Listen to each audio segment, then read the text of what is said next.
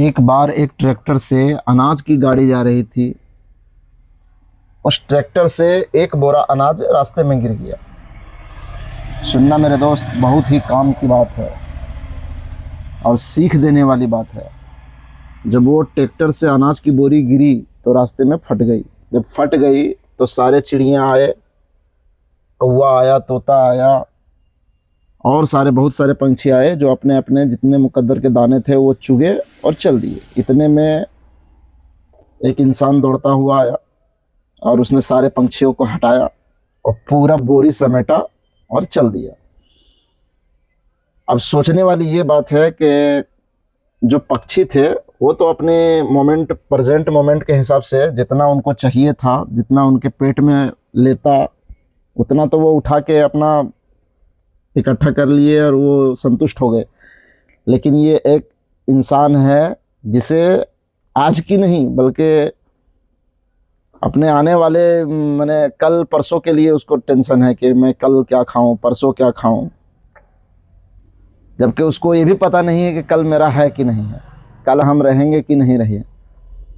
हम लोग बचपन से सुनते आए हैं बुजुर्गों के द्वारा अपने कि कफन में जेब नहीं होता, और इस बात को हमने माना भी है कि कफन में जेब नहीं होता, कोई यहाँ से लेके नहीं जाएगा। और हमको चीज़ें इकट्ठा करके रखने से फ़ायदा भी क्या है।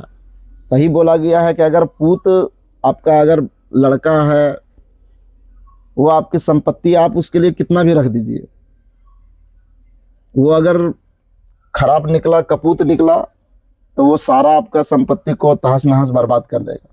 और वो अगर लायक निकला तो आपकी संपत्ति से उसको कोई मतलब ही नहीं है। वो अपने हिस्से का, अपने मुकद्दर की संपत्ति वो खुद इतना कमा के इकट्ठा कर लेगा कि आपके संपत्ति से और आपके रखे हुए धन से उसको कोई मतलब नहीं है। इसलिए हमें आज की चिंता करना है, कल की नहीं।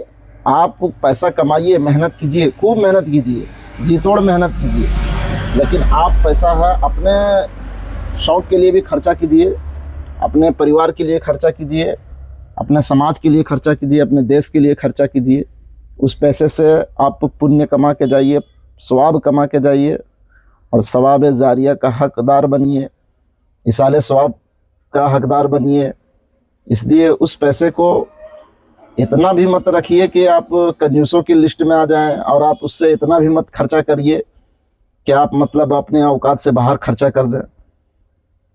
तो इस कहानी का मतलब ये है कि आप कमाइए, मेहनत कीजिए, लेकिन खर्चा अपने ऊपर भी कीजिए, अपने परिवार के ऊपर भी कीजिए। हर चीज़ बचा के रखना और सजा कर रखना ये शोभा नहीं देता है और बेहतर भी नहीं है।